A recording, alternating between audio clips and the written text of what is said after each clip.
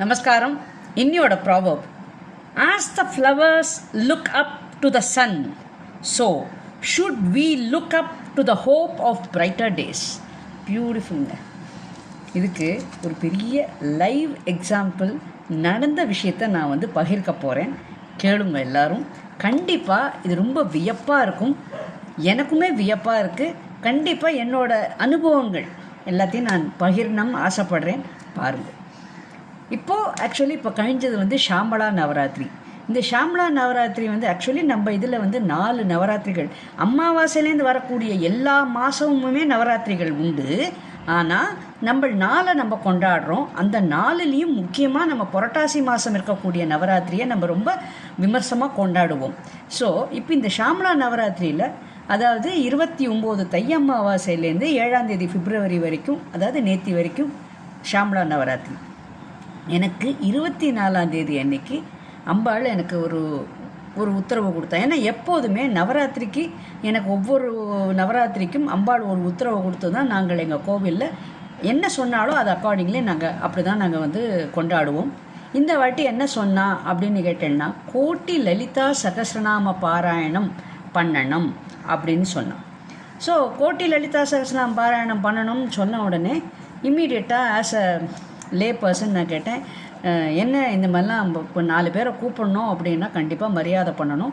அந்த மரியாதை பண்ணுறதுக்கெலாம் எனக்கு அவ்வளோலாம் இல்லை அப்படிங்கிற மாதிரி I was having a conversation with her.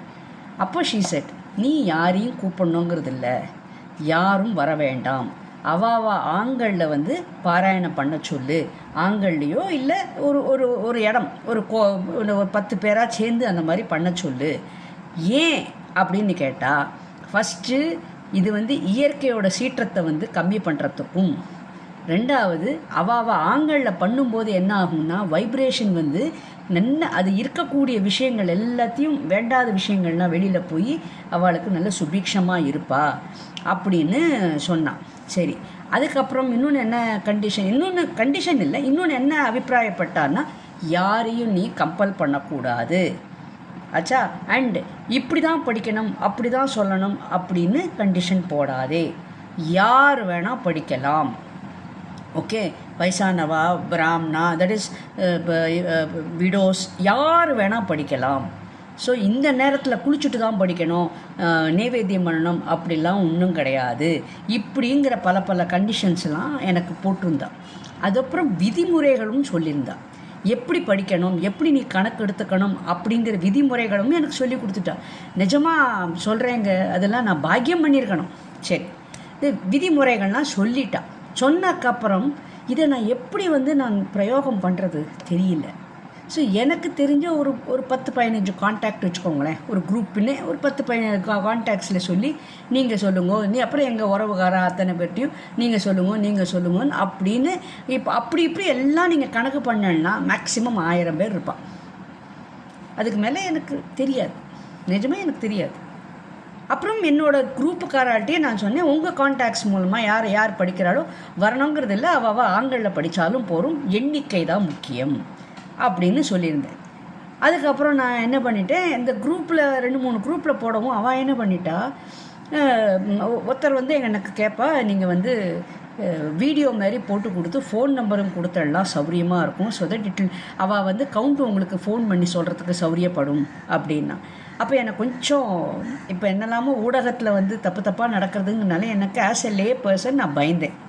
பேரை சொல்கிறதுக்கும் ஃபோன் நம்பர் சொல்கிறதுக்கும் நான் ரொம்ப பயந்தேன். அவள் சொன்னால், இல்லை, சுவாமி மேலே பாரத்தை போட்டுட்டு நீங்கள் ஃபோன் நம்பர் சொல்லுங்கோ அப்படின்ட்டான். ஸோ நான் பேரை சொல்லலை. அப்போ ஃபோன் நம்பர் போட்ட உடனே, அது நம்ப மாட்டேன், எங்கெல்லாமோ போயிருக்கு. கனடா, சிங்கப்பூர், மலேசியா, துபாய், அப்புறம் கோயம்புத்தூர், டெல்லி, எங்கெல்லாமோ போயிருக்குது. போகிறதும் இல்லாமல் உடனே எனக்கு மெசேஜ் போட்டுகிட்டே இருக்கா. அவள் அத்தனை பேரையும் ஒரு குரூப்பை போட்டேன். குரூப்பாக ஃபார்ம் பண்ணக்கப்புறம் பார்த்தேன்னா, அந்த குரூப்பு மொத்தமே மெம்பர்ஸ் எவ்வளோ பேர் கேட்டேன்னா, கிட்டத்தட்ட 700 members. It's not a single, ரொம்ப சொல்லக்கூடாது, அப்படி ஒரு அற்புதம்னா அப்படி ஒரு மிராக்கிள். இது எப்படி நடந்ததுன்னு எனக்கும் தெரியாது. அதான் சொன்னேனே, எனக்கு தெரிஞ்சது இவ்வளோ பேர் தான். அதுவும் நான் ஃபோன் பண்ணி ஐ இன்ஃபார்ம்டு, இந்த மாதிரி படிங்கோ அப்படின்னு சொன்னதோடு சரி. அந்த உறவுகாராலையும் சில பேருக்கு தெரியும், சில பேருக்கு முடியும், சில பேருக்கு முடியாது, கம்பலும் பண்ணக்கூடாதுன்னு சொல்லிட்டா. ஸோ ஏகப்பட்ட கண்டிஷன்ஸ் போட்டா என்கிட்ட. ஸோ அதனால் நான் பேசாமல் இருந்தேன். ஸோ இது இப்படியே போய் ஒவ்வொருத்தராக எனக்கு ஃபோன் பண்ணி விஷயத்தை கேட்கவும், ஒரு குரூப்பை போடவும், எனக்கு டெய்லி நான் படித்த பாராயணம் ரொம்ப கம்மி உண்மையாக என்னோட இது. ஆனால் கவுண்ட்டு ஒவ்வொருத்தர் அரை மணி நேரம் கவுண்ட்டு வரும் பாருங்கோ. அந்த கவுண்ட்டை எழுதி எனக்கு சரியாக இருந்தது. வீட்டு வேலையும் பார்க்கணும், நடுவில் நான் ஒரு பாராயணம் பண்ணுவேன். பட் நார்மலாக ஒவ்வொருத்தர் 10, 15 அப்படிலாம் போடும்போது என்னோடய பாராயணம் இஸ் வெரி மினிமல். ஆனால் I was on the work. அந்த அரை மணி நேரம் நான் வந்து நோட் பண்ணி சரி. இதெல்லாம் நேத்தி, அதாவது 7ஆம் தேதி நாங்கள் கோவிலில் வந்து 3:30 மணிக்கு சுவாமி இது பண்ணணும், சமர்ப்பணம் பண்ணணும் அப்படின்னு. ஸோ 5ஆம் தேதி வரைக்கும் 6ஆம் தேதி வரைக்கும் சாயந்தரம் நாங்கள் பாராயணம் பண்ணும்போது மை டோட்டல் வாஸ் ஒன்லி 40,000. ஓகேவா? 40,000. அதுக்கப்புறம் நாளைக்கு 7th அன்னைக்கு நம்ம சமர்ப்பிக்க போகிறோமே, எங்கேருந்து நமக்கு 60 வரப்போகிறது, 1 நைட்டில் வரணுமே அப்படின்னு. ஸோ இது வந்து ஸ்பேன் ஆஃப் 8 days வந்து I got 40. Within a night 60,000 வரணுமே. எப்படிரா பகவானே, ஒன்றும் புரியல. சரி, நீ விளையாடுற, நீ உனக்கு ஒன்றா நீ நடத்திக்கோ அப்படின்னு நான் சொல்லிட்டேன். உனக்கு ஒன்று நீ நடத்திக்கோ, ஏன்னா நீ கேட்ட, நான் சொன்னேன். என்னால் முயற்சி, நான் வந்து என்னெல்லாம் பண்ண முடியுமோ என்னோடய வேலைகளை நான் பண்ணேன், உண்மையாக நான் பண்ணுறேன், மிச்சத்தை நீ பார்த்துக்கோ அப்படின்ட்டு. சரி, நேத்தி அதாவது 7ஆம் தேதி 12 வரைக்கும் அப்படி இப்படிமா ஒரு 30 சேர்ந்தது. So 40 became 70. ப்ளீஸ், நான் சொல்கிறது எல்லாமே ரொம்ப உண்மை. 12 மணிக்கு எனக்கு வந்தது. I was having a conversation with my husband saying that 70 தான் வந்திருக்கு, இன்னும் டைம் ஆல்ரெடி 12 ஆச்சு, 3:30 மணிக்கு கோவிலுக்கு வேறு போகணும். சரி, நாங்கள் பாராயணம் 5 வாட்டி பாராயணம் பண்ணால் கூட மேக்ஸிமம் இட் வில் பிகம் 1000, அதுக்கு மேலே ஆகாது. எப்படி இது 30 ரூபா 30 வரணுமே எப்படி அப்படின்னு. இல்லை பாதி கடல் நீ தாண்டிட்டே இல்லையா, கண்டிப்பாக உனக்கு சரியாயிடும் அப்படின்னு he was giving a hope. You will not believe, 12:30 I got a phone call. இதுக்கு ஏகப்பட்ட ஃபோன் கால்ஸ் வேறு இன் பிட்வீன். ஃபோன் கால்ஸு, ஒரு கவுண்ட்டு எல்லாமே. I was totally tensed yesterday.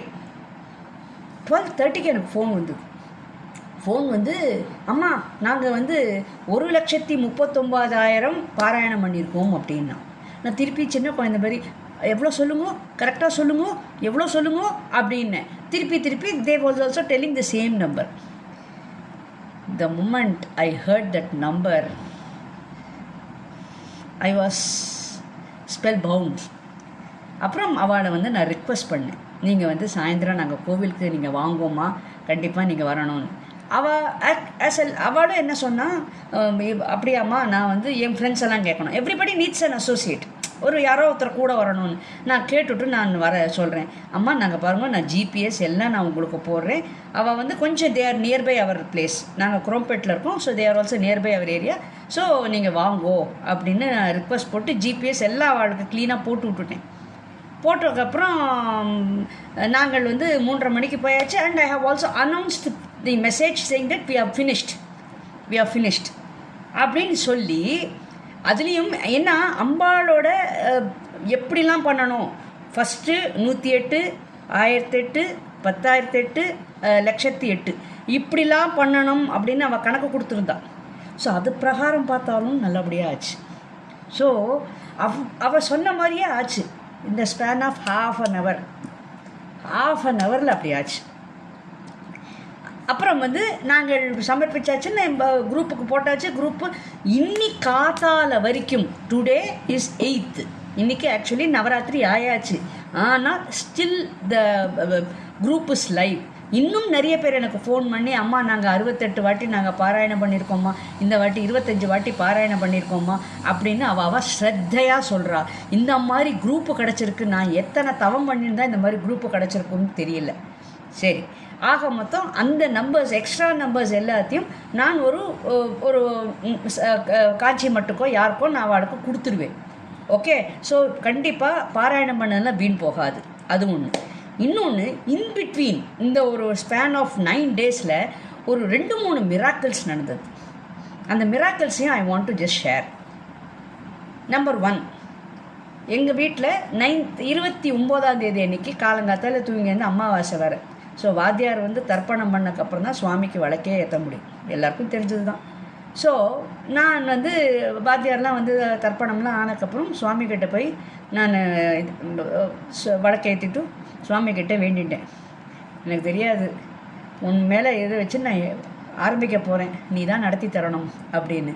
நீங்கள் நம்பினா நம்புங்கோ, எங்கள் வீட்டில் மேலே வந்து லலிதாம்பாள் ஃபோட்டோவில் ஏலக்காய் மாலை போட்டிருப்பேன். ஏலக்காய் மாலை எல்லா சுவாமிக்கும் ஏலக்காய் மாலை உண்டு. அந்த ஏலக்காய் மாலை மட்டும் கரெக்டாக லலிதாவோட படத்துலேருந்து மட்டும் மேலேருந்து கீழே விழுது. இது ஒரு ஃபஸ்ட்டு மிராக்கிள்.